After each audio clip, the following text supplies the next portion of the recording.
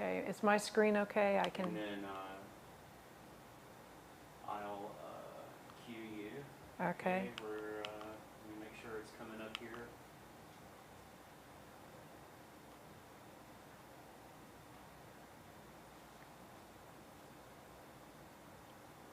I introduced Tania. You've run that whole recording. You're live.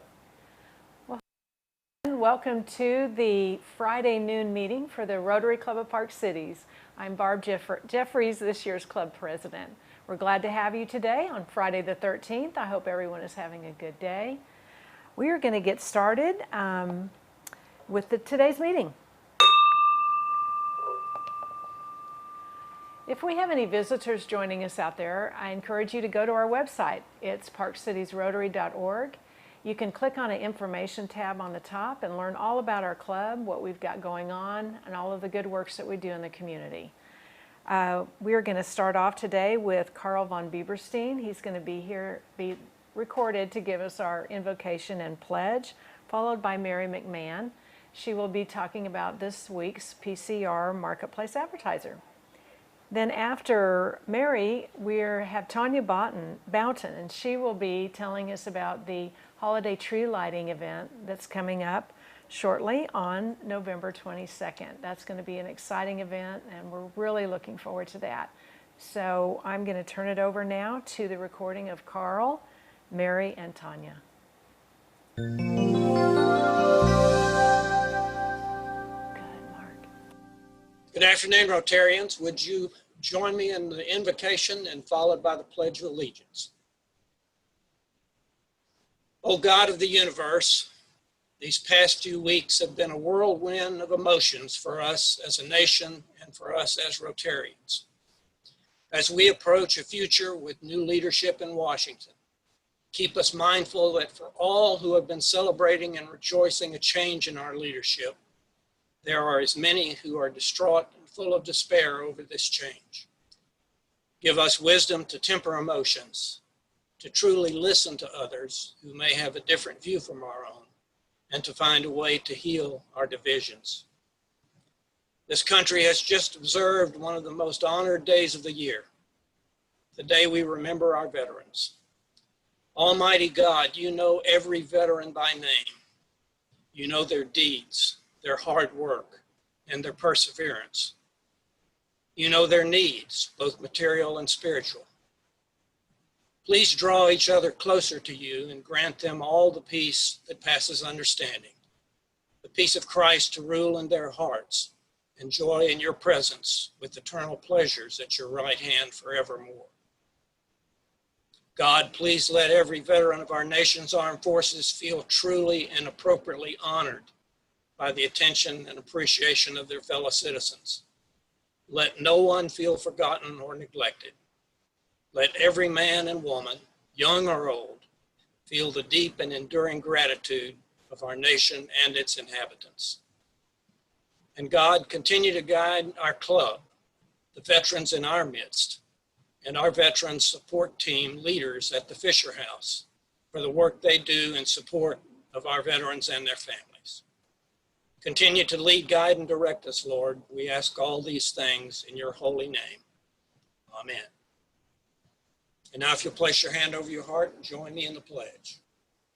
I pledge allegiance to the flag of the United States of America and to the republic for which it stands, one nation, under God, indivisible, with liberty and justice for all.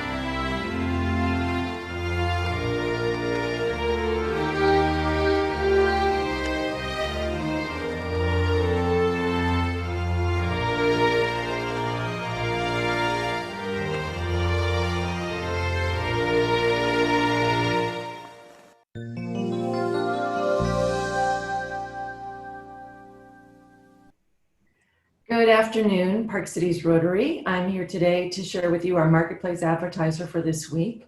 Our Marketplace Advertiser this week is Pat Martin of People Newspapers. People Newspapers is all about community. They publish Park Cities People and Preston Hollow People, both award-winning community newspapers.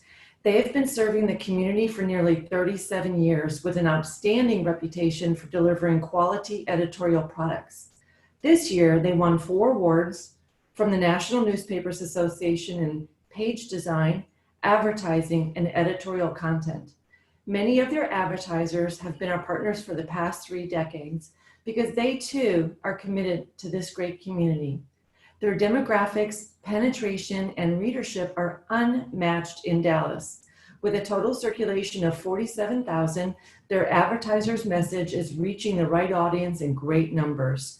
According to our last reader survey conducted by the Circulation Verification Council, 75% of readers frequently purchase products or services from ads seen in their papers. They would be honored to help you brand your company. Please join me in thanking Pat Martin for being a Park Cities Rotarian and for being our Marketplace Advertiser this week. Thank you.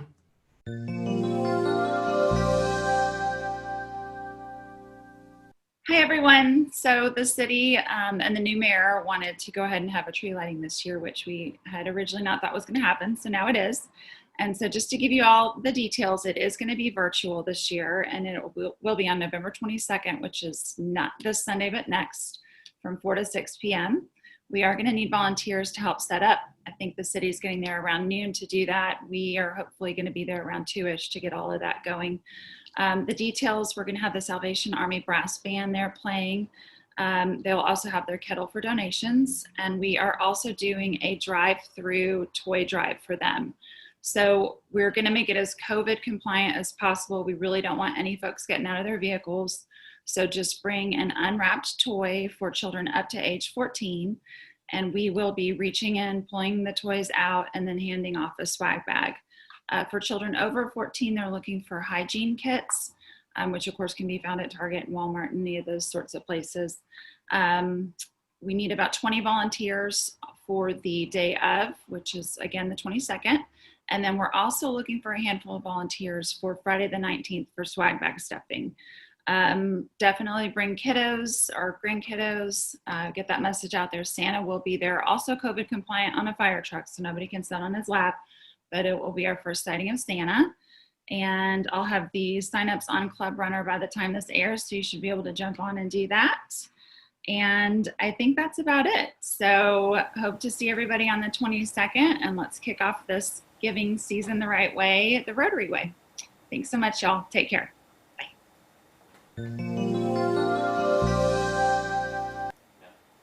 Well, welcome back everyone to Sync Lab Studios.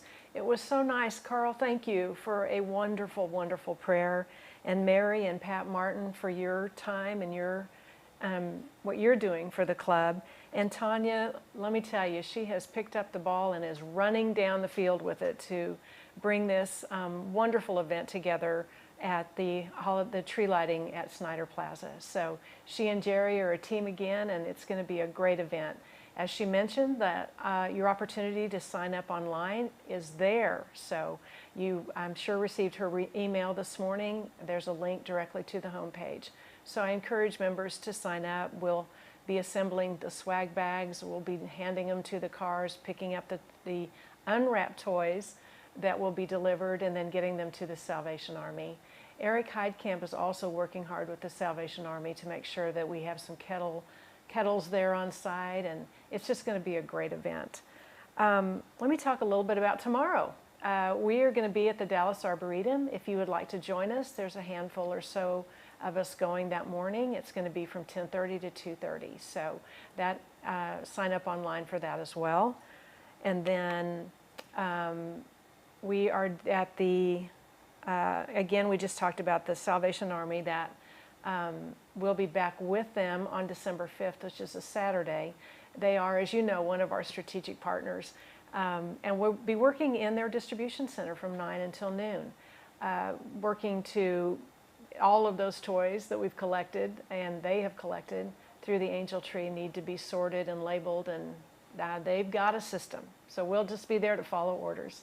Hope that you can join us. Please sign up online for that. We have our next week on November 20th, our club-wide Zoom call. So we'll be able to see each other again. Would really love for as many of our members that can join that Zoom call. We do need to have a quorum present based on our bylaws. We'll be voting on our 2021-22 Board of Directors and Officers during that Zoom call, plus seeing each other again. And no meeting the 27th. You will be safely, I am sure, following all the requirements and celebrating Thanksgiving with your close family members. Then we've got, unfortunately, due to this world that we live in, we are not going to be in person on December 4th as we had hoped, but we will be safe and we will be smart. And we'll be back here in the studio, and you all can watch us live. We'll have a program that will be a speaker from the Salvation Army. So we will not be in person that day, nor will we be meeting that afternoon. We were going to take a tour of the distribution center. That's also been canceled. Time for a little business. We've got our half-yearly dues are due. They're $180. Please try to get those in by November 30th. You will have received invoices for those.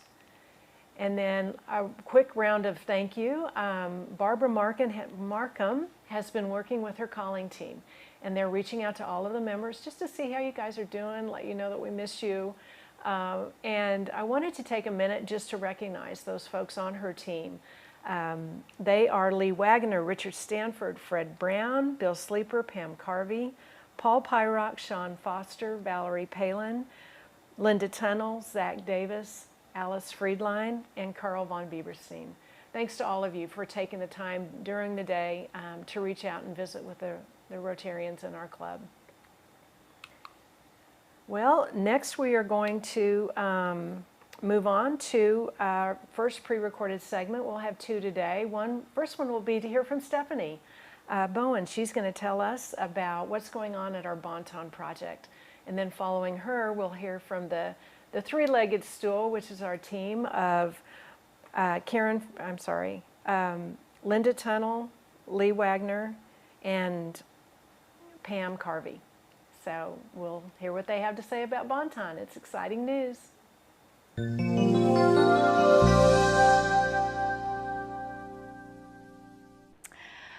Hi, I'm here to give the update on what's going on with our Bonton Farms Clinic. And I just wanted to share first a thank you to Ley Waggoner and Pam Carvey and President Barb Jeffries for all of their tireless work to make this clinic a reality. Thank you for your service above self, and we are just honored to have you supporting this project. Of course, you know that the people in Bonton in our neighborhood and the whole 75215 zip code are some of the most medically underserved people in our city. They tend to live 11.7 years shorter lives than people in other zip codes, and the main reason for this is because they have chronic diseases like diabetes and hypertension and get cancer at a 50% plus higher rate than their peers in other zip codes. So a lot of this has to do with the food that we eat and access to medical care. The Bonton Clinic is the answer to solving this problem for so many among us. And without the Rotary Club providing this leadership gift, they would not be able to access the health and wellness services that we are creating, nor would they have access to medical care without you and without your support. So thank you. So we have entered the design phase of our project. HKS is the architecture firm that works with Bonton Farms. They have a specialist on their team that designs medical clinics, and he is free of charge helping us with the design aspects of the clinic so that it is technologically cutting edge and that it also is designed to facilitate the future of medicine, which is a lot of virtual visits. I know we've all been doing those, but I think that they're going to be the norm going forward.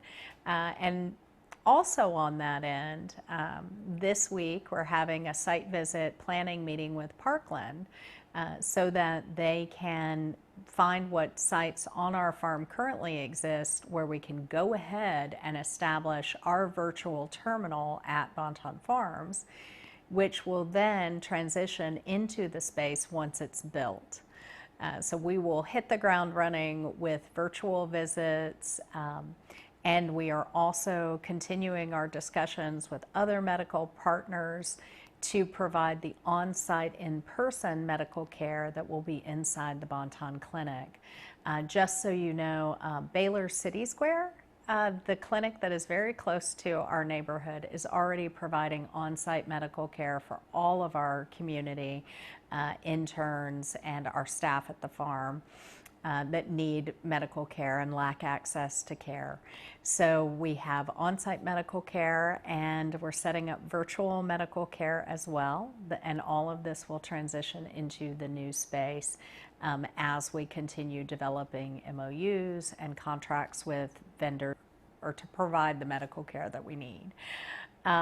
We've received full funding from a great foundation out of Oklahoma that is supporting our health and wellness initiatives. So exercise classes, cooking classes, nutrition are all fully funded. So once it's safe to gather in our new space, I will have all the funding needed to hire teachers and experts in health and wellness to provide the nutritional supportive services and the cooking classes and exercise programs that our people will need to combat diabetes and hypertension and all the diseases that are contributing to their lack of overall health. Another signature program that we will be able to provide full funding for is a 6-month program called Rosa es Rojo, and it is designed to empower and support Latino women, which 20% of our neighborhood is Latino Hispanic, where we can provide full mentoring, nutritional support, exercise classes, and that program is designed to prevent breast cancer among women, and we're excited that that program will be brought to Bonton and will be housed inside the health and wellness facility. Another great initiative that I've been working on is strengthening our relationship and developing a relationship with North Texas Food Bank, another one of our Park Cities Rotary Club partners, to bring their whole suite of nutrition classes to our health and wellness facility. We will have Cooking Matters, their senior program, the kids program, all of their nutritional programs will be taught at Bonton Farms. We will supplement and give and provide some of our farm fresh produce for those cooking classes, and we're really excited about developing that relationship even further. So they have just been excited to come down and bring their nutrition programs as well.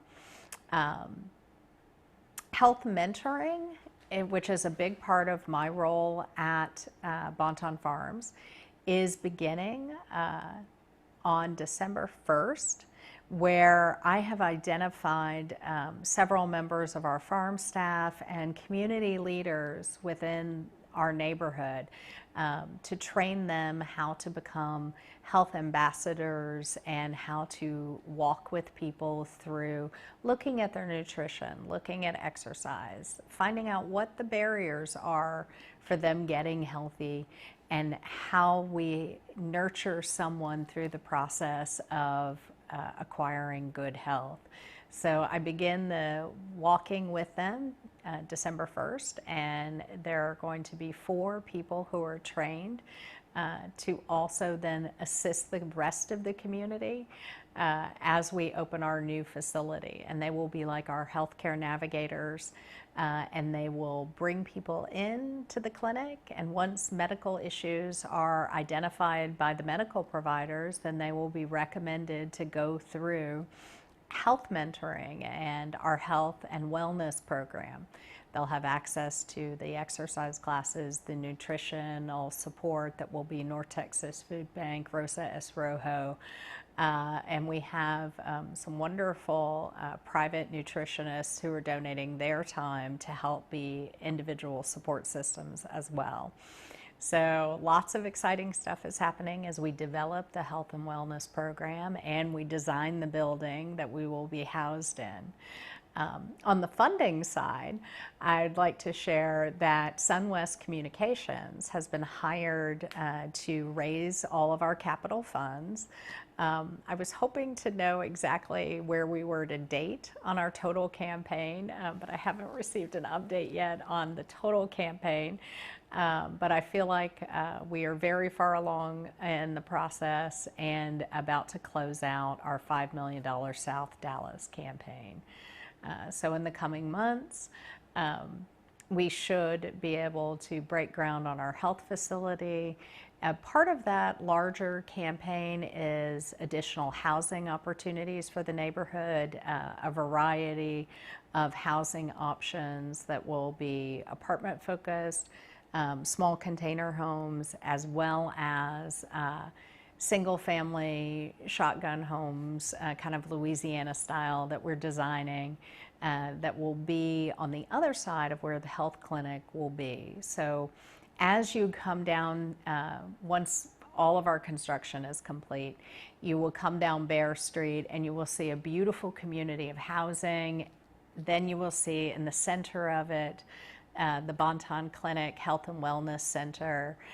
And then you will continue on down Bear and you will reach the farm and the farmer's market and the coffee house and all the facilities that people have come to know us for. So it's kind of exciting that the Health and Wellness Center will be in the heart and in the center of all of our activities.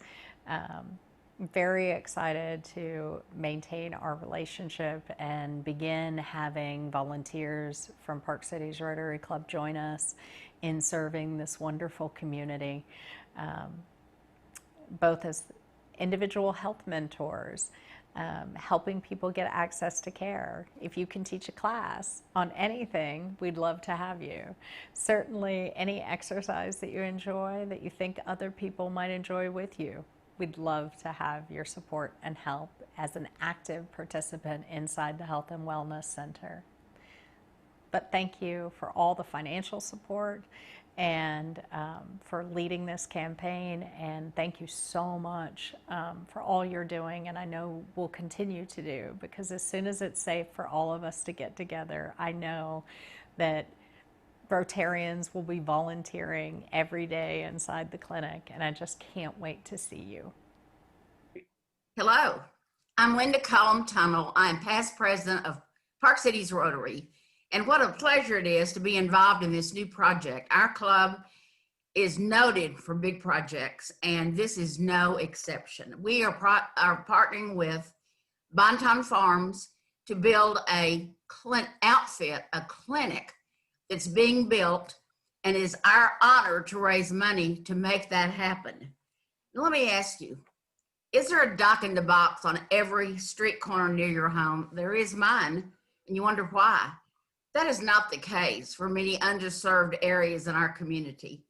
Bonton is one of those communities. It might take 2 or 3 hours to get to a hospital, a clinic, riding the bus, expensive sharing rides, but it's sometimes impossible. And because of their inability to have quality food, that also means they don't get quality health care. So with that being said, what are we doing? We're trying to raise the money to put everything in the healthcare clinic, outfit it, we call it, and we need your help.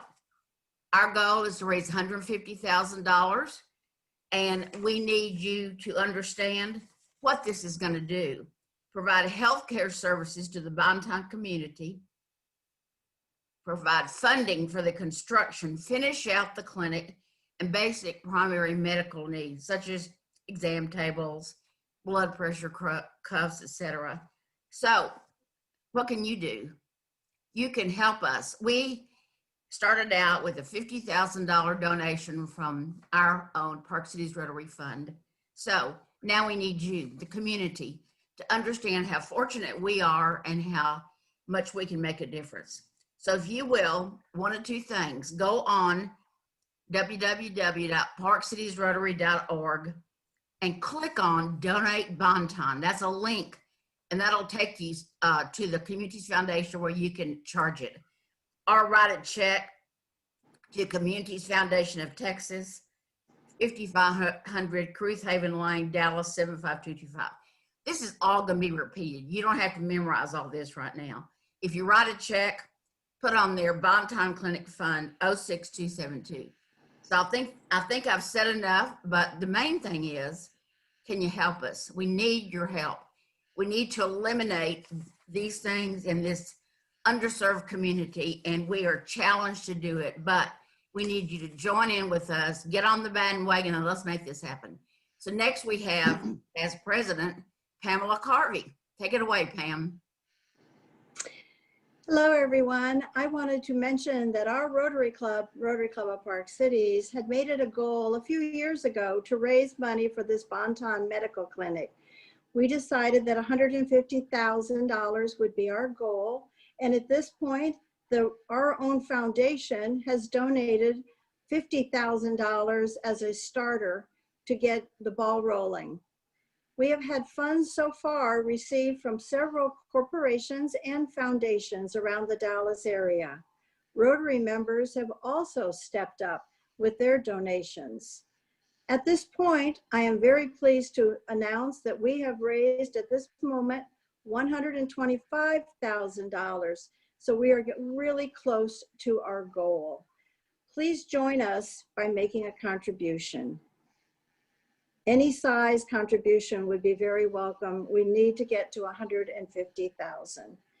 And here I'd like to have you meet past President Ley Waggoner, who will share with you how to make a donation. Thank you. Past President Linda Tuttle and past President Pam Carvey. I got to tell you before I start anything else, working with these two ladies is nothing but fun. They make it a joy to be a Rotarian and to do a project that is so very important. Look, we all know we're in the midst of a pandemic. Who knows how long it's going to last? But what better thing could we be talking about than a health clinic in a health desert? I mean, they have no help down there. So this is going to be fairly simple. In fact, there's going to be a graphic on screen that you can look at that's going to show the ways you can donate.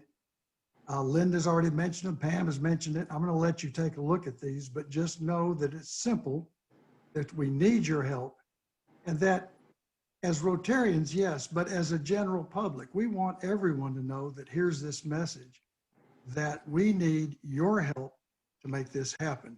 So please follow those links that you're going to see on the graphics on your screen, and we look forward to having your name there. I'm going to say a little surprise too.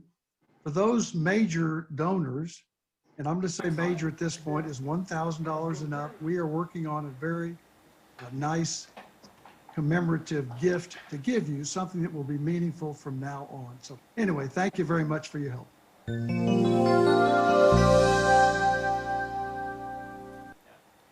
Well, thank you. My goodness, I know you all can feel the excitement that we all feel about this Bonton project. The club, this is what we do best. And I tell you what, if there is a train leaving the station with Linda Tuttle and Lee and Pam and Stepanie on board, I am right there with them. It'll be fun to see this project come to life. Well, next we're going to hear from our speaker today. Thanks to Happy Franklin, she has arranged for us to be this great opportunity to hear from someone on staff at Rotary International in Chicago. His name is Tom Thorfinnson. He is the Chief Strategist for Rotary International. He has been an active Rotarian and has served Rotary in a number of volunteer capacities. He's been the president of his club in Hopkins, Minnesota in 1992. In the last 15 years, he's been actively involved in both raising money and developing projects, particularly in the grant activities related to water and sanitation throughout the world. You can read his bio. It was in the hub that came out to you, the newsletter that Betty sends out each week. So there's lots more great information about Tom, but I'm anxious to hear what he has to say. So in short, he had over 30 years of corporate law experience, and he brings that along with his extensive volunteer experience to a perspective as his position of Chief Strategy Officer for Rotary International. So let's hear what Tom has to tell us today. Thank you.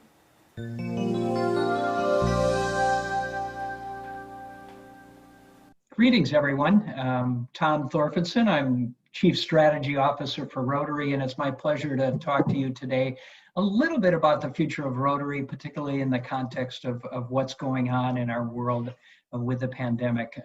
So it's good to be with you. I think it's always good to give a perspective as to where we are. This presentation that you see today is one that was presented to both the Board of Directors of Rotary International and to the trustees of the Rotary Foundation. And one of the things that we're looking at is not just the immediate concerns, but also where does this take us in the medium term and also long term. And these quotes give us some sense of what leaders are looking at, the need to focus on the next year at this point, and then also how can we take advantage of some of the things that we're learning in the context of the COVID crisis. So one of the things that we did for both the board and the trustees is to analyze our performance as an organization, both in terms of giving to the annual fund of the Rotary Foundation and also membership. And we did this in the context of world events so that we could have some sense of the impact of this world event, the pandemic, on Rotary, and at least from a historical perspective. So what you see on this graph in front of you is in the gray bars are world events over the history of Rotary, significant ones. And then you can see on the blue bar, the membership numbers for Rotary worldwide over that same time frame, and the yellow represents the annual fund of the Rotary Foundation. And those are, of course, the contributions we give each year to help sustain our activity in terms of grant activity around the world. So you can see as an example that during the Great Depression, there was a dip in membership, but it was in the second or third year of the Great Depression when it first hit. We were actually on the rise for the first couple of years. Very similarly, during World War II, our membership held firm for a couple of years and then stagnated a bit, dropped slightly for the last couple of years of World War II. And there's a bit of a similar pattern that you can see with some of the other world events. The interesting thing is that annual giving has a more immediate impact and a downturn in the context of world events. And this helps us as leaders as we plan and try to deal with a situation like we're in today. So, and of course, these are all of the different events that we looked at. And I will say when we did this, we didn't just put things on a graph. We actually have a member of our research and evaluation team who has a PhD with a very significant experience in terms of modeling. And he did some regression analysis as to what the impact will be on membership in particular in light of the pandemic going forward. So what you see on this next graph is the result of some of that forecasting on what we might anticipate happening with membership over the course of the next few years in light of historical trends, recent trends, but also in light of the pandemic. And of course, as is typical with forecasting, what you see is a projected line in blue, and then the standard deviations, 2 of them, are reflected with a difference of up to 1.8%. So projections were on target for what we predicted would happen on July 1, and we anticipated that membership would drop approximately 1%. And in fact, it fell just slightly below this blue line and membership dropped by 1.2%. You can see we anticipate a continuing decline at this stage based on historical trends and the impact of the pandemic in the short term. One of the things that's really critical for us is to realize what happens in Rotary. And oftentimes we don't understand this. We are, to a large extent, an organization that is a revolving door. We have more members that have joined this organization in the last 10 years than we have members currently in the organization. In fact, over the last 3 or 4 years, we have continually set records in terms of the number of people that have joined each year, but also in terms of the number of people that have left the organization. So here is a very interesting graph that has been prepared that really analyzes Rotary in the context of when people join and how long they stay when they join. So this graph shows you the class of Rotarians in the context of the year that an individual joined. So if you joined right now in the first year, these are the kind of numbers that we see on average in the first year of membership. The number of members in their second year is the peak. And so that effectively is the number that are in at the start of the second year. What we see is a continual decline in terms of retaining members as the years pass. So the group, as they move from the second year to the third year, decreases from about 110,000 to somewhere around 83,000 people worldwide. This is really significant for us. You can see that as time passes, the drop each year tails off. And as you get beyond 10 years, the numbers stay very, very steady. So from a membership projection perspective and from a membership attention perspective, it's really critical that we pay a lot of attention to these people that are in their second, third, and potentially the fourth year to see what we can do to alter this graph and hopefully keep these bars a little higher and reduce that revolving door. Now, what's interesting is you can see this same graph over Western Europe only in comparison to the worldwide graph that you saw in the previous one. I'm going to go back one slide if I can, so that you can see the real contrast. So the Western Europeans do a better job of retention, significantly better.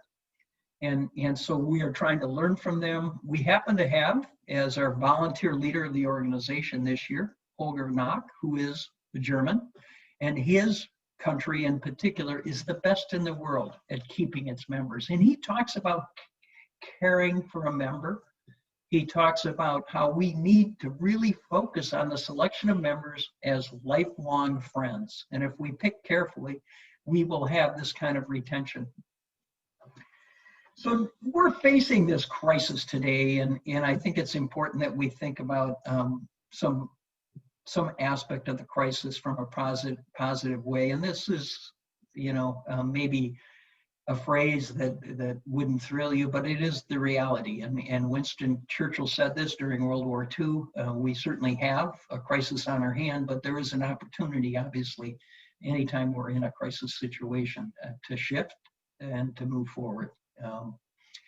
So as I start to talk about the shifting and where we think we're going, I want you to keep in mind that these are the 4 priorities that we've developed as the action plan for Rotary International as we move forward. It is an action plan for both our foundation and the international arm, which is the Association of Rotary Clubs. So the 4 priorities are increase our impact, expanding our reach, enhancing participant engagement, and that of course gets to that retention issue that I just highlighted, and then increasing our ability to adapt. And of course we're in the middle of a pandemic, and so we're adapting and learning very quickly on how we move forward despite the circumstances that we might be in.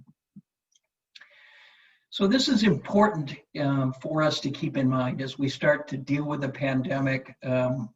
When people are joining Rotary today, our research is telling us that these are the 4 key reasons why people join or joined Rotary. There is a trend that's happening where this second one has risen significantly in terms of importance about the people, amongst the people that are joining Rotary today. Historically, it's been local service, personal growth, and then friendship. But more and more, global service is coming up to be equal with local service as a top priority of people that are joining our clubs, both in the United States and globally. So what we're trying to do right now as an organization is to focus on pivoting. And pivoting, of course, in the context of in-person meetings right now. We have a number of clubs that are now exercising a new methodology of meeting, not just meeting via Zoom like this, but actually conducting what I would call hybrid meetings, where a portion of their club is meeting in person and a portion of the club members are attending through an online experience such as Zoom.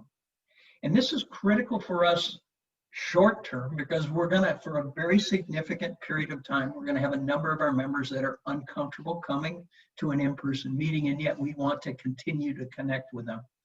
Longer term, we need to start thinking about this in the context of keeping our members engaged who cannot, for some reason, in a short-term time frame, attend a meeting in person, and yet we can engage them with having an online experience as an option for them. And this isn't just during the pandemic, but beyond the pandemic. In fact, we're seeing clubs being formed today, which is interesting to me in and of itself. We have over 200 Rotary clubs that have been formed in the last 3 months. Despite the fact that we're in a pandemic, and those very clubs are not clubs that are formed initially to meet in person.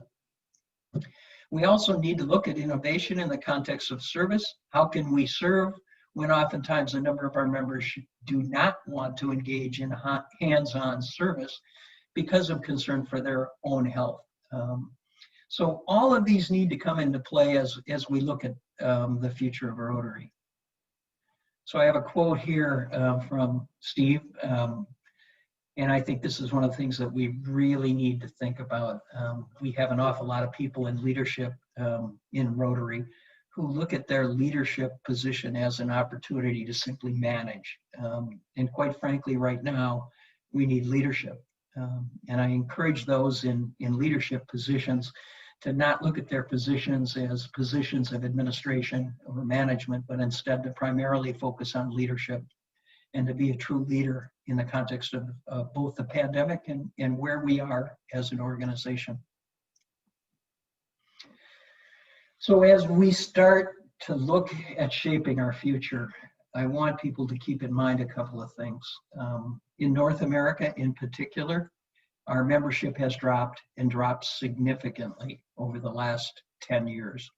In fact, we have lost almost 20% of our members during this time frame. When I say lost, we have dropped. Our net membership figures have decreased by 20% in the last 10 years. This means that literally we need to take a hard look at what we're doing and address the issue. We're having no problem bringing people into the organization. What we're having a struggle with is retaining those individuals. And it's going to be even more difficult in the context of where we are with the pandemic. So a tremendous focus on those aspects of why an individual joined. Why did they join, and can you help deliver to those individuals that expectation? If they want to engage in local service, can you give them those opportunities? If they want to engage in global service, does your club give them those opportunities? If they're looking for leadership development or they're looking for fellowship connections, make that happen despite the situations that you're in. And it's tremendously important right now in the context of the pandemic for us to look at those things, to shape how we're doing things, and to deliver in the context of that. So I'm going to go to the next slide and focus on some of the things that we're doing in Rotary, and both happening locally, but also globally. First, there's a new area of focus that's being developed, and it will launch on July 1 of 2021. So we're 7.5 months away from that. That is supporting the environment will be the new area of focus. There's a group at work to define exactly what will be allowable in terms of grant activity under this area of focus. but it's exciting. And it's exciting from my perspective because as Chief Strategy Officer 3 years ago, when we started to develop our new action plan, we did a worldwide survey where we literally sent survey questions to every email address that we had for every Rotarian, every Rotaractor, everyone that's come in contact with Rotary. There were over 900,000 emails utilized. And we asked them in the context of where their causes are, what their interest was, what did they have in terms of areas that they wanted to serve. And the environment popped up among every group that we surveyed. So among Rotarians, it was tied for fourth is the most important cause that they wanted to support.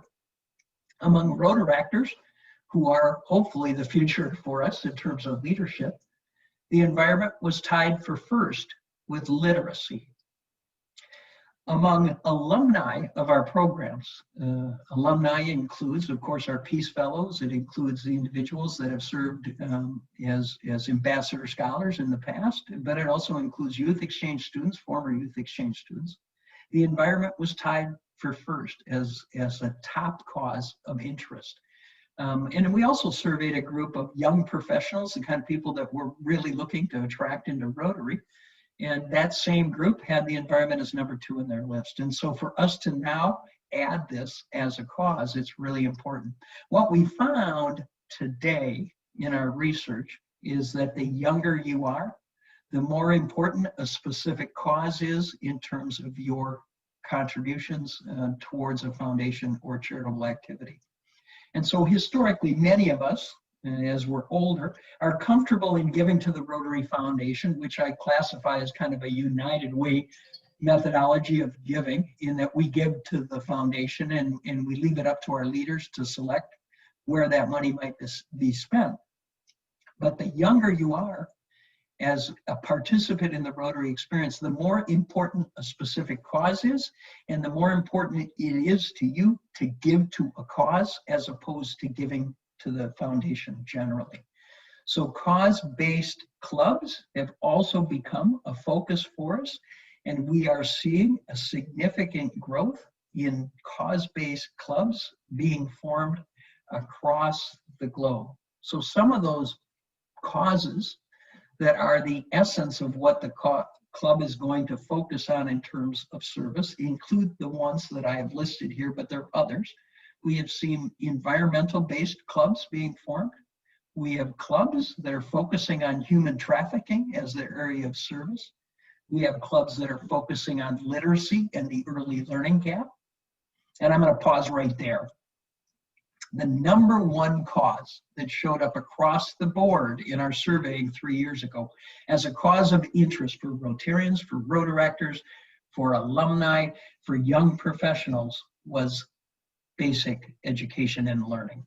And so if there's a cause that you might consider as a club, if you aren't addressing it, I would ask you to maybe do some surveying of your own, see what the interest is among your clubs and others that have come in contact with your club, and take a hard look at literacy and in particular the early learning gap as a potential area of focus.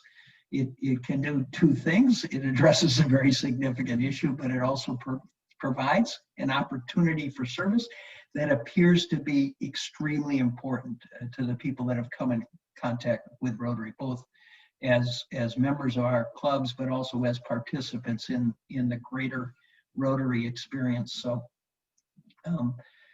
veterans clubs are being formed. I think that is an intriguing area. Those veterans clubs typically consist of veterans, but include people that are supportive of issues related to veterans.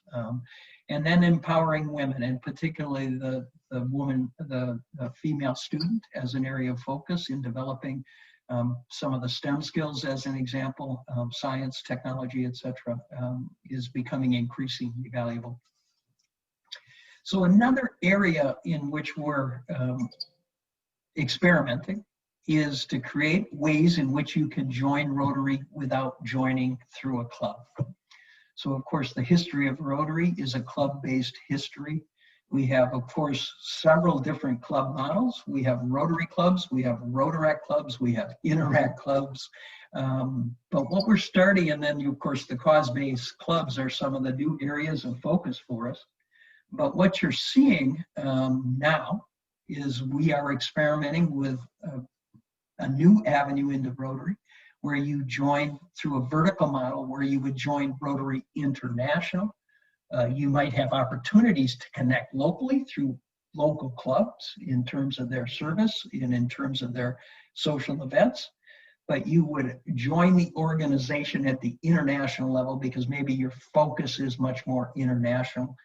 You're looking for different ways to connect that might not be in the traditional sense of meeting face-to-face on a regular basis like we do through clubs. This is simply an experiment. We are trying it in a couple of markets at this point, Houston and Chicago.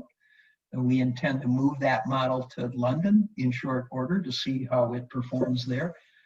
This is the kind of thing that we need to be doing. We need to innovate and look at new ways in which we bring people into the organization.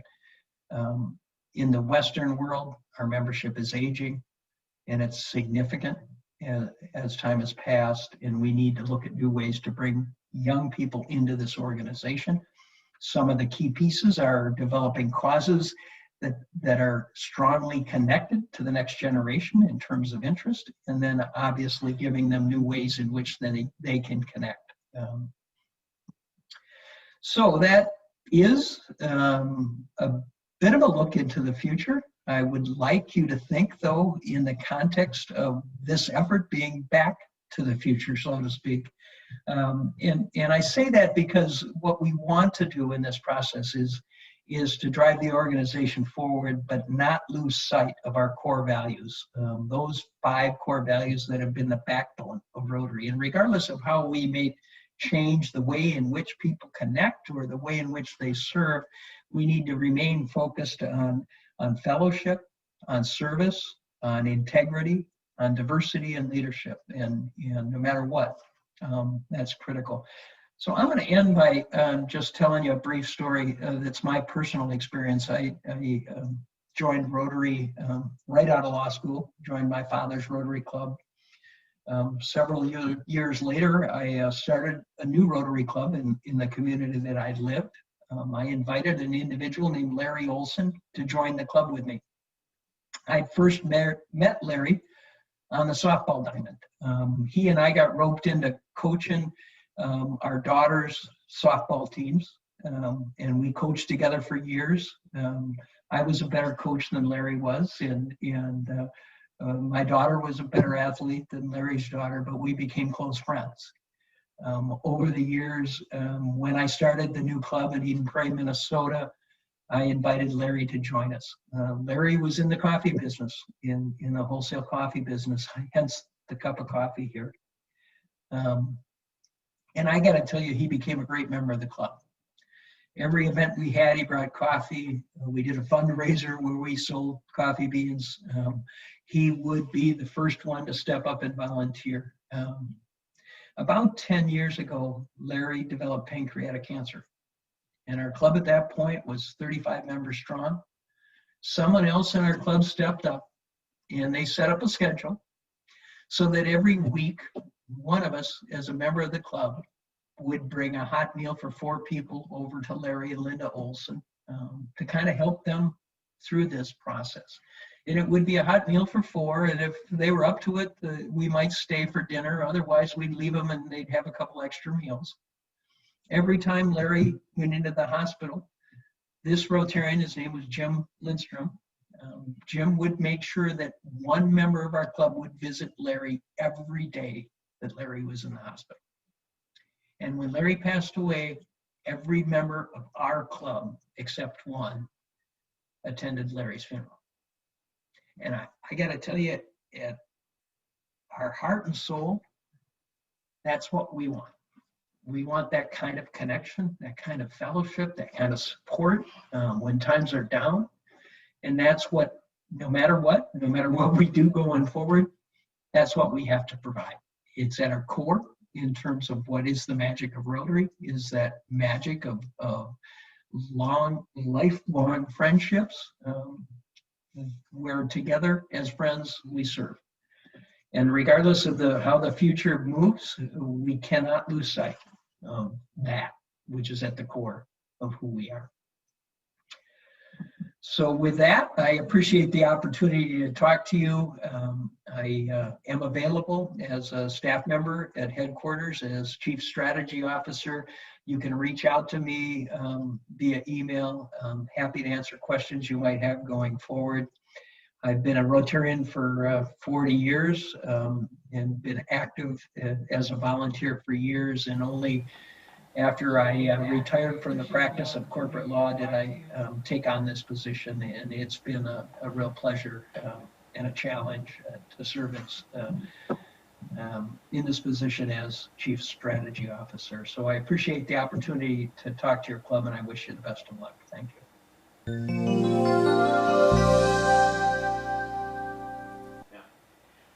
Wow, thank you. Tom, that was wonderful. It was very inspiring, very thought-provoking. It's exciting to think about what Rotary has done, but even more exciting to think about our future and what we will do. As a club, as a Park Cities Rotarian, we have a very big focus, thanks to a large part to the leadership of Daniel Drabinski and his team, Paul Pyrock, of not only attracting new members, but retaining those of us that are already here, that are current members.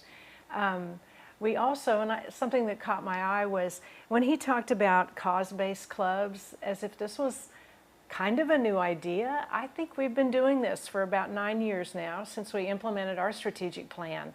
As you know, we have 3 strategic priorities, and I think those are our causes. So I believe that we are right on track with what we should be doing as a Rotary Club, and congratulations to each and every one of you that are part of that strategic plan and bringing that to life.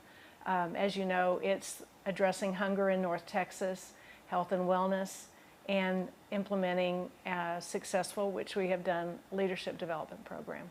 So anyway, great information. Thank you so much.